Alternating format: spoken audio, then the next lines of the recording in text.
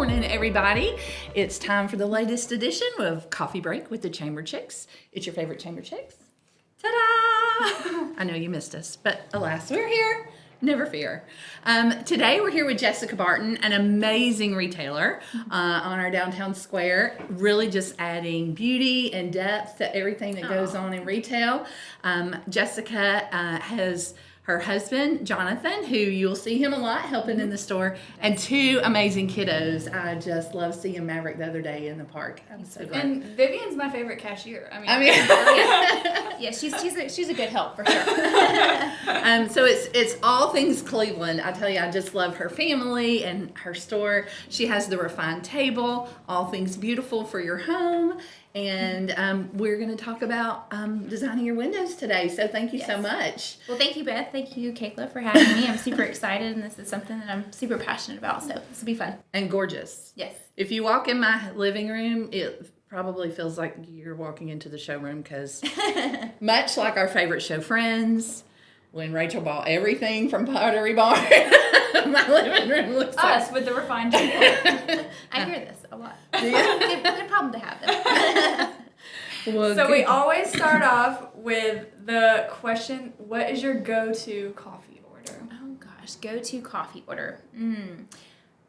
Well, I go through, different phases. So right now, I think it's probably going to be a brown sugar oat milk shaken espresso with sweet cold foam. Or Ooh. seasonally, it has to be pumpkin cold foam. So that's where we're at. That sounds And also, if you're watching us on video, Jessica brought us these cutie little cups. So Of course. me and Beth have ghosts. Jessica has a little jack-o'-lantern. Coffee just And- tastes better in a cute cup. Yeah. And they It hold starts right. massive amounts of coffee. Like, this is my size of coffee cup. Yeah. I don't know how many It ounces doesn't this is, look, but- it's deceptive. I'm pretty sure it's not your standard cup. I don't know, 24, 48 ounces, I'm not sure. Yeah, those are great go-to coffee orders. like So Oh, I know. I'm like, now I need to, after we finish this one, you can go we need get to another cup. try the brown sugar. Not our That's second cup we will add for the day, but number question mark. Listen. No one's counting. Mind your business. Your store, but about your store, always has absolutely amazing displays. You do such a great job and displaying all your merchandise. What is your favorite that you've created over the years? What's your favorite window? I think last year was probably one of my favorite just because it was so simple. It was the snow globe with the lights behind it. It was something that when you drove by and you stopped at the red light, it just created a nice warmth and it kind of made you feel good. It was probably my favorite. My most memorable was probably the one we had at our first location. I think it might have been our second Christmas. And we were on a time crunch. The open house was the next day. And my husband had went out and cut down all these little sapling trees, and we had this great idea that we were going to make this basically a walkaway that when you walked in, it was these white trees with white lights, and it was going to be cascading over your head. And we started spray painting about 11:30 at night, and it was about 35 degrees.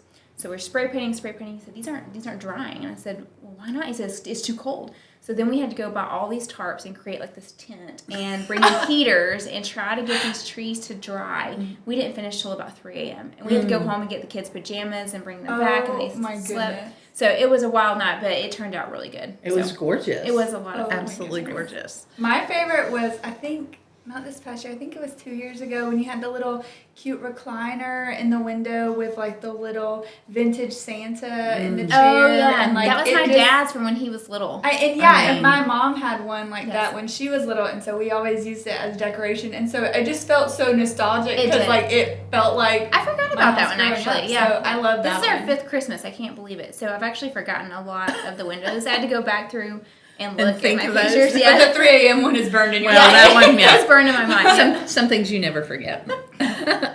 So obviously you've done a lot of very different displays. What's kind of your creative process to come up with those designs? How do you get to the end result? Well, I think usually we have to kind of start about a year in advance, especially for our Christmas windows. If it's a seasonal display, like for spring or summer, we can usually kind of create those in a couple weeks and knock them out. Christmas, we have to start almost a complete year in advance. And the reason for that is after we put away Christmas in January, it's the January Mart in Atlanta, and that's where we purchase a lot of our inventory, and a lot of our display items come from the Mart. So we're having to think about a year in advance at that point. So purchase the stuff in January, pre-plan about 6 months in advance. We'll start doing a little bit of the work, and then a couple weeks before, then we start building props and things like that. So it does take some planning for the bigger seasons, but usually we can start creating ideas about a couple months in advance. Mm-hmm. So That's good. Well, very important for all the retailers that are watching our podcast, listening to our podcast today. Why do you think what would you suggest as a good reason they should spend that time? I mean, that's a year in advance. That's some thinking. And your windows are just so gorgeous. Thank you. So I think that windows are kind of a glance into the heart of your business. As retailers, we only get a few seconds of attention from a customer passing by, whether that's on foot or walking. We have to do things that are going to pique their interest and make them want to come inside. We have to kind of invoke a curiosity. And then once they do decide to take the next step and come in our business, then we have to have really beautiful displays on the inside that makes them want to stick around. One of the things I talk about when I'm looking, or when me and my husband are creating these displays, is we want to create a feeling when they enter the store. And that looks different for every type of business. So if you're an outdoor store, you're going to want to create a sense of adventure. When they look at your display, you're going to think, I need that when I go hiking, or I can't live with this when I'm going camping. So what are you trying to create in your business as a feeling with your displays? So for my business, I'm trying to create a sense of home and comfort and warmth. So how do I achieve that? So it's through colors and lighting. And you'd be surprised at how different colors will create different feelings. So you can actually go back and do the research, and there's all kinds of research out there that talks about colors. Target uses red because it gives a sense of immediate, I need this right now. And so they use red in a lot of their displays. Even their branding is red because it makes you want to buy. And we go to Target. We all have the same, we have the same problem. feeling. Unfortunately, yes, we do. So it's using colors and different things to create a feeling inside the shop for your customers. So it's really important. One of the things I was thinking about was when you're building a display, one of the things that we try to do is build something from the floor to the ceiling. So use your product and use your taller things in the middle, use boxes to make things different heights, and put your products in baskets on the floor. You can go all the way to the ceiling, hang things from the ceiling. So it makes your customers stand at your display, spend some time there, and really see what you have versus just making a quick pass through. Almost make it like a museum. Yeah. Make them have to make a couple passes to be able to see everything. So just that creative process of, using the things that you've got. Yeah. I think the floor to ceiling thing is such a great tip because I love Free People, in which while I don't normally buy at retail, their stores, that's how their stores are. It's like there's little flower, like strands of flowers hanging from every window, like across, or there's little things hanging from the ceilings that makes you not only like circle back to the clothes or whatever the items that they're selling, but you're looking at the displays too because they're so eye-catching that you're in there longer because you're just enjoying it. And just like when we talked to you about table displays and things like that, that depth really adds to the interest. It does. And so, It does. I think keeping your customer invested is really important. So in a small town like ours, you have a lot of the same customers over and over and over. So it's important to build window displays that when they pass by, that they're seeing something new every time they come. And if they don't see the new things, then there's no reason for them to come inside. Yeah. Especially when, and this isn't the case for every business, but your business especially, you have a pretty captive audience as people sit at that red light. And many businesses do, whether they realize it or not. And so it's like, so often I'll just be sitting in my car and I'll look over and I'm like, ooh, that's pretty. I need to go inside for that. And so I think, that's a great point. So why do you think kind of So there's, always trends, whether it's seasonal or not. There's always cycles of trends. Why should retailers embrace any of those seasonal trends beyond just, Christmas or anything like that? What kind of, what kind of things should they be looking out for in terms of that? I think that for me personally and as a general shopper, we're going to pay more attention to retailers' windows who change out often, whether that's seasonally or weekly. For example, if I'm passing a clothing boutique and they're changing out those clothes on that mannequin weekly, I'm getting more of an insight of what they have inside. Mm-hmm. I don't know how many times I've gone into a store because I saw something on that mannequin I liked. So for some businesses, it's probably more important than others to change out those items. Mm-hmm. Again, especially in a small town where a lot of your customers are local, you want them to see this is coming in, this is new, this is seasonal. And how much fun is it to create a window seasonally of your clothing items? Or for me, it's the throw pillows and the florals that you get to change out seasonally. So I think that seasonally is a good time to do it, but depending on your business, sometimes weekly is good because you're keeping that constant attention of your customers. Turning over that inventory. For sure. Incredibly important. So some of our retailers have limited budgets or small spaces. What do you think is a small but impactful strategy for those small businesses that they could implement? Windows in retail and your displays do not have to be expensive. There's lots of different ways to do that.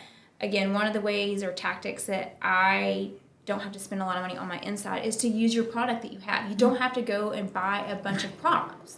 You probably have stuff at your home that you can bring in to help build these displays. Use boxes. If you have the boxes that your product came in, wrap those in some sort of pretty wrapping paper and then build on top of it, or invest in some just wooden risers, build up. Again, we talked about using the tall things in the middle and building around, but just using your product is super important and cost effective.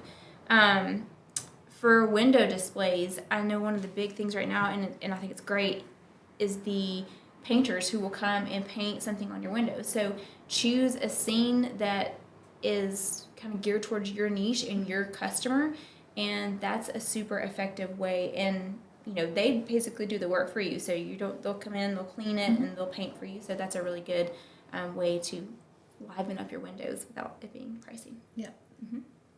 And can I just add a little Beth perspective? Yes. So from a city planning perspective, the retailers who have attractive windows, that slows down the road traffic, so that makes your community more walkable. And that, like you said, the nostalgia of that Santa Claus that you saw in her window, that's what people who don't necessarily live here crave about Cleveland. It is nostalgic, it is hometown, it is very Americana. Those are people who shop here but don't live here. Those part-time taxpayers that we have that come through. It's very important. That beautiful window display helps your business. And I mean, here at the Chamber, we can give, if you have a small retail business, we can tell you what the traffic count is right in front of your business very readily. And we'd be happy to do that for anybody who would like to understand. I mean, we're in our offices all day long, and we don't think about how much traffic there is outside. But it's a very good point to think about how many cars pass your way, and they may be local to Cleveland or White County, but they could be from a great distance. And anytime you can have a nice display that's interesting, that catches the eye, that slows traffic down and makes the whole town walkable, more walkable. And I think you have to think too, as a business owner, it's all about the income. I mean, we have to be honest here. So you have people that will come to your business because you're a planned event that day, right? Like there is something that they are coming to you that they're coming to buy. But you also have those who are just walking around, whether they're from here or not. And if you don't have a great window display, or you don't have a reason right there for them to come in, that's lost income. So you would be surprised at how it can change the flow inside your store just by having a small insight of your business in your window. And I think your window displays, those work for you 24/7. Not people are not normally, driving downtown Right. at 2 a.m, but maybe they are. But But they are at 8 o'clock at even night. when you're closed, and that's what I think is so great about your window displays is that you have some sort of lighting. And I mean, you don't have every light in the store on, but I mean, especially at Christmas, driving by in absolutely. the evening when it's dark and you're closed, maybe it's 8 or 9 o'clock, you still can see the window displays, and and even though you don't have a lighted sign out front like, a restaurant, like like Chick-fil-A or something that says the refined table, you see all the displays, and it's even more impactful than just a light up neon sign that says, the name. And so I think that is something that people don't miss out. I mean, you're essentially losing out on a free billboard for your business. Agreed. You really are. It's marketing at its Yeah. best, for sure. I think, with our Christmas windows, we want to evoke a feeling. When you're sitting there at that red light, it is a cold winter night. You've been at work all day long, and like maybe it was a bad day. Like if you are sitting in front of our window, what does our window, or how does it make you feel? Like, is it nostalgic? Do you see that Santa Claus or whatever it is, and how does it make you feel? And even if you never step a foot in our shop, like, I love to know, and I have people tell me all the time, it makes me feel so good at night. It does. Like, it's just, and I love that. And so I think that's it is that probably- warm spot on Yeah. the square. It is that. And that's what we want the square to be. We want it to be that Yes. third space outside of our homes where the community gathers. And you help build that by dressing your own window and helping your business at the same time. we enjoy it very I'm much. here for it. So our last question that we always ask everybody is, how has being a part of the chamber impacted your business? That's a very good question. So I had to think on this because there's been so many ways. But being a first-time business owner, I have a degree in biology. I have nothing to do with being a business owner. So whenever I've had a question or I didn't understand something about a policy or rules and regulations with White County, I was always able to come to the chamber and get my answers. Or if I had a question about something that you didn't know the answer to, you found the person for me that did have the answers, which has been an amazing resource. I'm not originally from White County, so being a part of the chamber has really helped me meet so many other business owners. And through meeting these other entrepreneurs, it's given me access and resources to things that as a business owner I need. For example, I now have a person to do my signs, my marketing. I have found... I would apologize for No, that. But right? I kind of, We won't mention who this is. you know who you are. You know you are. But I have daycare for my children, of people that I've met through the chamber. I have banking for my business and people that I trust and that I have met them literally through the chamber. So I think that's a really important part that the chamber's created, this network that's really helped me drive my business, and has been really important for me. But probably one of the other most important things is me investing in the More campaign, because it allowed me to strategically put my money into marketing opportunities that helped me. It wasn't me going out and buying a sign for maybe an event that that I was never going to personally attend, nor my clients, but it put my money in the best place possible, and that was through the More campaign. Oh, I've that's really great. seen the return on our money from that. Yay! What we're doing's working. Yeah. It's all theory till you use it. So It is true. We're so It is glad. Yes. We're so glad. Well, awesome. Well, thank you so much. And I know I have a piece I need to come pick up from you. I'll send Jason. Send the truck. Send the truck because here you go. But do stop by the Refined Table. We love your store. Cannot wait for your open house. Tell us when it is. Our open house is November 8th from 5 to 9 p.m. So it's our 5th annual, so we're super excited. We've got new things this year. Six Buns Bakery will be there with their confections that are delicious. But it's a fun event. So grab a girlfriend, a cup of coffee, go to dinner, and then line up at the door. We've got some really fun gifts for the first 25 that are in the door, and just some surprises. So we're excited. I'm so excited. Listen. I hope to see you I there. will see you there. And I will fight you to be one of the first. First 25. No, just kidding. That's it.